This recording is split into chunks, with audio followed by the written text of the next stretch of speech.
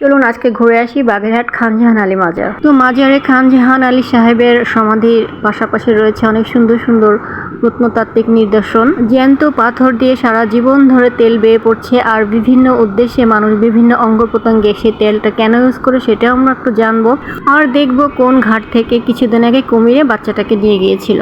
তো এই তো আমরা এখন চলে আসছি বাগেরহাট খানজাহান আলী মাজারের প্রথম বড় যে গেটটা আছে সেই গেট দিয়ে আমরা এখন ভিতরে প্রবেশ করছি মাজারের রাস্তাটার মধ্যে।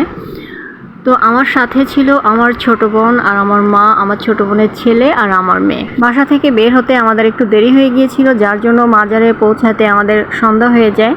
মাজারের প্রবেশের দুই সাইডে রয়েছে বেশ কিছু সুন্দর সুন্দর রকমারি দোকান, সেখানে আপনার প্রয়োজনে অনেক জিনিস আপনারা পেয়ে যাবেন। তো এখানে এসে আমরা গাড়ি থেকে নেমে যাই, নেমে গিয়ে আমরা হাঁটতে হাঁটতে এখন ঢুকে যাচ্ছি মাজারের মধ্যে। মাজারের গেট, এটা প্রধান গেট। তো গেটে ঢুকতেই আপনার দুই সাইডে আপনি এই জিনিসগুলো দেখতে পারবেন। সুন্দর যে মসজিদের মিনারটা রয়েছে, প্রথমেই আপনার এই মিনারটা চোখে পড়বে, ভীষণ সুন্দর। তো এই হচ্ছে আমার ছোট মেয়ে, ও ঘুরে ঘুরে দেখছে আর অবাক হচ্ছে, বলতেছে যে আম্মু এত সুন্দর মাজারটা, আসলে ভীষণ সুন্দর। তো যখন ভিতরে প্রবেশ করলাম মনটার মধ্যে একটা প্রশান্তি কাজ করছিল, ভীষণ ভালো লাগছিল। তো আমি একটু চেষ্টা করলাম এখানটা একটু হেঁটে কয়েকটা ভিডিও ক্লিপ নেওয়ার, যদি আমার ভিডিওগুলো একটু ঘোলা হয়েছে কারণ তখন সন্ধ্যা হয়ে গিয়েছিল।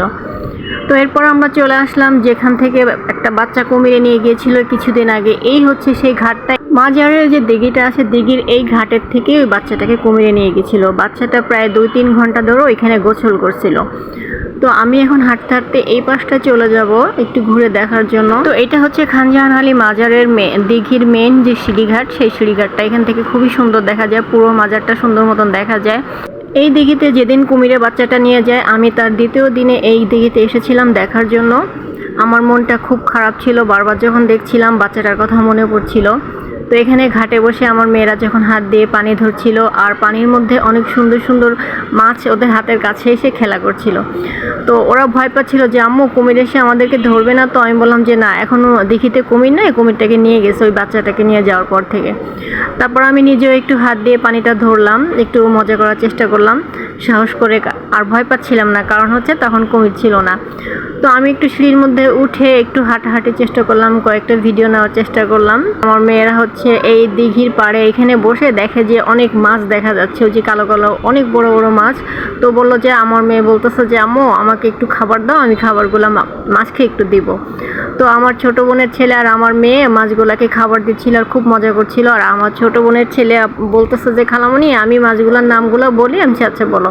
ও আবার খুব মাছ চিনে আর মাছ খুব পছন্দ করে, ধরতেও পছন্দ করে। ও আমাকে সবগুলি মাছের নামগুলি সুন্দর মতন বললো। তো এইভাবে আমরা ওইখানে অনেকক্ষণ ভালো একটা সময় কাটিয়ে আমরা উপরের দিকে চলে আসলাম, যে মাজারের ভেতরটা আমরা এখন দেখব। তার আগে ওরা বলতেছে যে আমরা একটু হালকা পাতলা কিছু খাবার খাবো।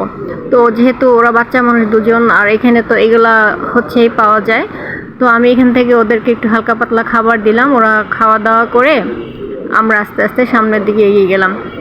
এখন আমরা দেখব হচ্ছে মাজারের ভেতরটা। মাজারে যে খানজাহান আলী সাহেবের যে কবর আছে, যে সমাধি আছে, আমরা সেই সমাধিটা এখন এখানে ঢুকবো। তো আমি জিজ্ঞেস করছিলাম এখানে কি জুতা নিয়ে ঢোকা যাবে, বলছে যে ঢোকা যাবে। তো আমি এখানে আসি, আমাকে ওই লোকটা বলতেছে যে আপু ভিডিও করা যাবে না, আপনি একটু মোবাইলটা নামান। তো আমি ওখান থেকে সরে গিয়ে এই সাইডটা আমি ঘুরতে চলে আসি, যেখানে আমি যে একটুকে বললাম যে জ্যান্ত পাথর, এই হচ্ছে সেই জ্যান্ত পাথর। এখান থেকে সারা জীবন ধরে আপনার তেল বেয়ে পড়ে, ঠিক আছে। এই পাথরটার মধ্যে আপনার 24 ঘন্টা তেল থাকে। তো গ্রাম অঞ্চলের মানুষ অথবা শহরের বিভিন্ন মানুষ কি করে, আমরা এটা ছোটোবেলা থেকে শুনেছি, এটা সত্য না মিথ্যা আমি জানি না, অনেকে কুসংস্কারও বলতে পারেন। তো এই তেলটা হচ্ছে বিভিন্ন উদ্দেশ্যে নিয়তে নাকি আপনি যদি শরীরে ইউজ করেন যে কোনো নিয়তে, তাহলে আপনার সেই ইচ্ছা পূরণ হয়ে যায়। আর এই তেলটা কিন্তু অটোমেটিক ন্যাচারালি সারাক্ষণ তেলটা বের হতে থাকে। তো ওইখান থেকে আমরা সবাই মিলে একটু তেল ব্যবহার করে আস্তে আস্তে চলে আসি মাজারের এই সাইডটায়, পেছন সাইডটায়, যেখান থেকে সরাসরি খানজাহান আলী সাহেবের সমাধিটা আমরা দেখতে পাই। আমি সেখান থেকে সুন্দর মতন খানজাহান আলী মাজারের সমাধির একটা ভিডিও আমি খুব ক্লোজ করে নিয়ে নিলাম। তো এইভাবে আমরা পুরো মাজারটা সুন্দর করে ঘুরে ঘুরে দেখি। তো এই হচ্ছে আপনার খানজাহান আলী সাহেবের সমাধি, আপনার যে কবরটা। তো এভাবেই শেষ হয়ে গেল আমাদের খানজাহান আলী মাজার ঘোরা। তো ভিডিওটা কেমন লাগলো, কে কে এর আগে মাজারে গিয়েছেন অবশ্যই কমেন্ট করবেন। ধন্যবাদ সবাইকে, আসসালামু আলাইকুম।